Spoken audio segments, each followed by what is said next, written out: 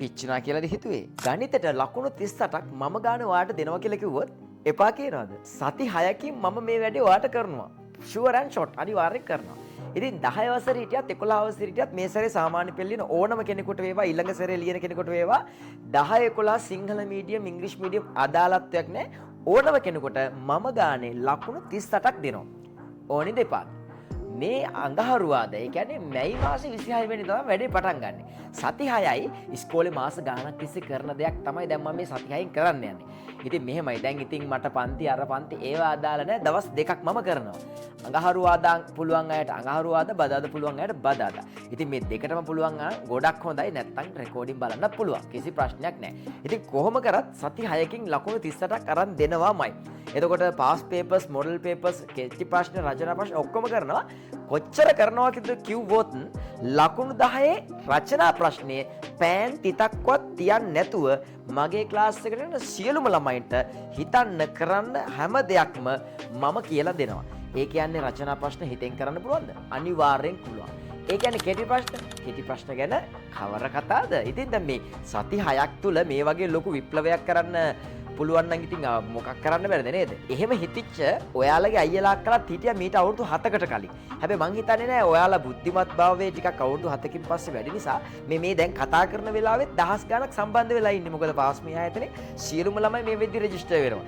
දැන් ඔබට පුළුවන් අලුතින්ම සම්බන්ධ වෙන කෙනෙක් නම් අනිවාර්යයෙන්ම මේ තිරේ දිස්සන දුරකථන අංකයට දැම්ම මැසේජ් එකක් දාලා සම්බන්ධ වෙන්න. මොකද මේවා අද්දුටුවයි ප්‍රත්‍යක්ෂයි. මොකද මාස ගාණක් තිස්සේ ඉස්කෝලේ උගන්වන 10 11 සියලුම සිලබස් එක. ඒ කියන්නේ 10 වසර ළමයින්ටත් 11 උගන්වනවා 11 වසරටත් 10 ඔක්කොම උගන්වනවා.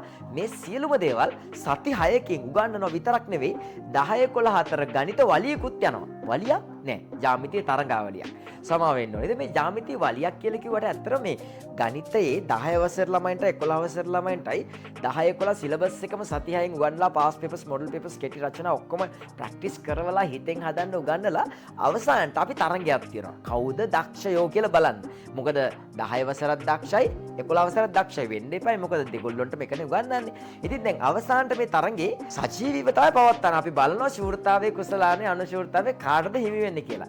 ඉතින් හැමදාම නම් 11 තමයි දිනන්නේ. නමුත් මේ සැරේ 10ක් දිනන්න පුළුවන්. අපි බලමු කවුද දිනන්නේ කියලා. ඉතින් මේ සති 6 වැඩසටහන කොච්චර රසවත්ද කිව්වොත් ජ්‍යාමිතිය කියන්නේ නීරස මාතෘකාවක්ද කියලාත් කට්ටියට අමතක වෙනවා. ඉටි පේපර් එකේ ප්‍රශ්න 8ක් එනවා. ලකුණු 2 ගන්න ලකුණු 16ක්.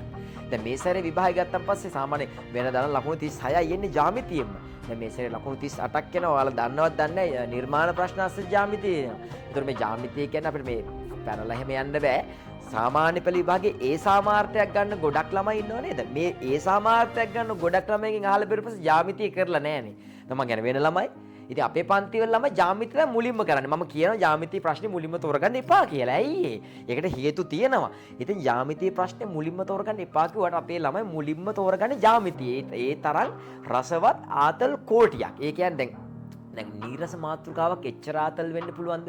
ඉතින් බොරු නම් මේ සති 6ක් කියන්නේ මාසෙකමාරක් නෙදී. මේකට අවිල්ල බැලුවොත් ඔබට තේරෙයි මුළු ලයිෆ් එකම හිතන විදිහ වෙනස් වෙනවා.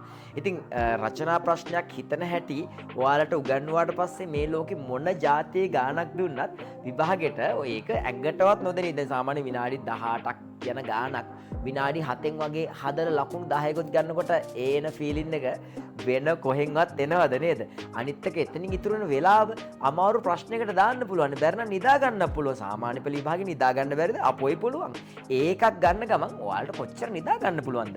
ඉතින් මේ සාමාන්‍ය පෙළ විභාගය කියලා කියන්නේ මේ ආතල් එකක් ගන්න පුළුවන් හොඳ තැනක්. හැබැයි අපේ කට්ටිය හිතන් ඉන්නේ මොකද? අපෝ ජ්‍යාමිතිය ගණිතේ පිස්සු හැදෙනවා එපා වෙනවා. ලංකාවේ ප්‍රතිශතය බලන්නකො කී දෙනෙක් ෆේල් වෙනවද? ඉතින් මේ ෆේල් වෙන ගණිතය ඒකකට අරන් යන්න මේ චූටි කාලයක් තුල මට පුළුවන් කියන එක මම ඔප්පු කරලා තියෙන අවුරුදු ගාණක් තිස්සේ ලංකාවේ YouTube වලට මුලින්ම ආපු ගුරුවරයා විදිහට අද මම ඔයාලා ඉස්සරහට එන්නේ ලංකාවේ ලක්ෂ ගාණක් ලියන විභාගේ මුල්ම ප්‍රතිඵල අතරට. ඒ කියන්නේ අයිලන්ඩ් රෑන්ක් වලට දරුවන් මෙහෙයවපු ගුරුවරයා විදිහට. ඉතින් මේ ලංකාවේ දහස් ගාණක් අපිත් එක්ක සම්බන්ධ වෙන්නේ මේ ඇවිල්ලා බලලා යන්න නෙවෙයිනේ. අනිත් එක ප්‍රතිඵල නිර්මාණය කරන්න ගුරුවරයෙක්ට තනියම බෑ. දෙමව්පියෝ දරුවෝ මේ ඔක්කොම එකතු වෙන්න ඕන. හැබැයි ගුරුවරයෙක්ට පුළුවන් වෙන්න ඕනේ මේ සියලුම දරුවන්ගේ ආදරය දිනාගෙන දරුවන්ට දැනුම දීලා කුසලතාවයේ හැම දෙයක්ම ආතල් එක මේ හැම දෙයක්ම දීලා දරුවට එපා වෙච්ච විෂය ලස්සනට පුළුවන් කරන තත්ත්වයටපත් කරන්න. ඉතින් ඒ සම්බන්ධව මනෝවිද්‍යා උපදේශකවරයෙක් විදිහට සහ මේ වෙද්දි ලංකාවේ වසරේ විශිෂ්ටතම ගණිත ගුරුවරයා වැනි සම්මානත් එක්ක පාස්මි අධ්‍යාපන ආයතනයේ විදිහට අපි ඔයාලා හමුවට එන්නේ ලංකාවේ වැඩිම සිසුන්ට ඒ සාමාර්ථය කෙටි කාලයකින් ලබා දෙන පාඨමාලාව හිමි ආයතනයේ විදිහට. ඉතින් දරුවන් විතරක් නෙවෙයි දෙමව්පියන් අපිත් එක්ක තියෙන සම්බන්ධතාවය කොච්චරද කිව්වොත් දෙමව්පියන් මේ වැඩසටහනට මාස ගාණකට කලින් ඉඳලා තමයි අපෙන් අහන්නේ සර් පටන් ගන්න නැද්ද අයියෝ පටන් ගන්න නැද්ද කියලා. අවුරුද්දකට එකපාරයිනේ තියන්නේ. මොකද ලොකු කැපකිරීමක් ගුරුවරයෙක් විදිහට කරන්න තියෙනවා. මේ මාස ගාණක් ඉස්කෝලේ උගන්වන දේ කෙටියෙන් උගන්වන්නේ. ඒක ලේසි පහසු දෙයක් නෙවෙයි. ඉතින් මේ එක පැත්තකින් හිතෙන්න පුළුවන් ටිකක් බක පඬිත සර් කෙනෙක්ද කියලා. නමුත් ඉතින් බක පඬිත වෙන්නත් එපැයි. මොකද දැන් ඔයාලට මේ අමාරු දේවල් ටික ලස්සනට උගන්වන්න මං ගාව තියෙන ස්ටයිල් ටික, මම ගාව තියෙන කැපැසිටි එක, මම ගාව තියෙන වචන සෙට් එක, මම ගාව තියෙන මේ උගන්වන මෙතඩ් එක ඒකට හේතුවක් වෙනකොම් පස්සේ ටක් ඉතින් උඩ පල්ලෙහා ගිහින් යන්නත් එපයි නේද? නේද? ඉතින් අපි ඔක්කොමත් එක්ක එකතු වෙලා අවසානට ඒ සාමාර්ථයක් කරා යනකොට දෙමව්පියන්ට කොච්චර සතුටුද නේද? ඉතින් මේක ගත්ත ඔයාට මොකද ඔයාගේ නම රිසර්ච් ෂීට් එකේ තියෙන්නේ. ඔයාගේ නමට ඉස්සරහින් ගණිතයට ඒකක් තියෙනකොම ඒන ගැම්ම වෙන කොහෙන්ද ගන්න තියෙන්නේ සල්ලි වලට ගන්න පුළුවන්ද? බැහැ. ඉතින් මොකද්ද කරන්න තියෙන්නේ? ඔයාලට මේ තිරේ දිස්සර දුරකථන අංකය තියෙනවනේ. ඕක මතක තියාගන්න ඕනේ. ඕක ටයිප් කරලා මැසේජ් එකක් දාන්නනේ. මොකද්ද? ජ්‍යාමිති පාඨමාලාව 10 11 ඔව් 10 11 මීඩියම් ඉංග්‍රීසි දෙකම දෙගොල්ලටම පුළුවන්. මොකද සියලුම ටියුට්ස් දෙනවා, සියලුම දේවල් පැහැදිලි කරලා දෙනවා. ඔයාලට සතියකට දවස් දෙකක් තියෙනවා. දෙකේම ඉන්න ඕනේ නෑ අනේ. එක කාවනම් ඇති. ඒ අඟහරුවා දෙන්න. නැත්නම් බදා දෙන්න. දෙකටම එන්න පුළුවන්. රෙකෝඩිනුත් දෙනවා. ඔක්කොම දෙනවා.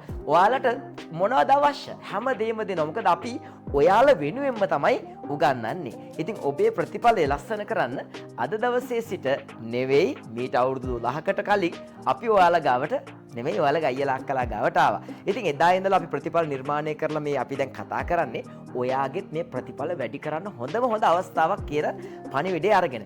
ඉතින් අපි එහෙනම් හම්බ වෙන්නේ කවද්ද? දිනේ කිව්වේ නැද්ද මම? මැයි 26 වෙනිදා. මේ එන අඟහරුවාදා. ඉතින් ඔයාලට අඟහරුවාදා බැරි නම් පන්තිද?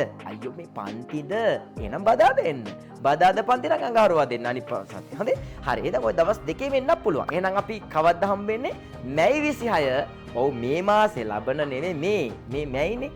මේ මැයි ගහ යට නෙවෙයි මේ මැයි 26 වෙනිදා අපි එනවා Zoom වලින් ඔබව හම්බ වෙන්න. ඔයාලට භාවනාවකුත් තියෙනවා එදාට නොමිලේ. මොන භාවනාවද? ඒක එදාට රහසක්. එහෙනම් අපි පළවෙනි දවසේ ජ්‍යාමිති පාඨමාලාවෙන් හම්බ වෙන බලාපොරොත්තු වෙන සමු ගන්නවා. සියලු දෙනාටම ආයිබෝවන්.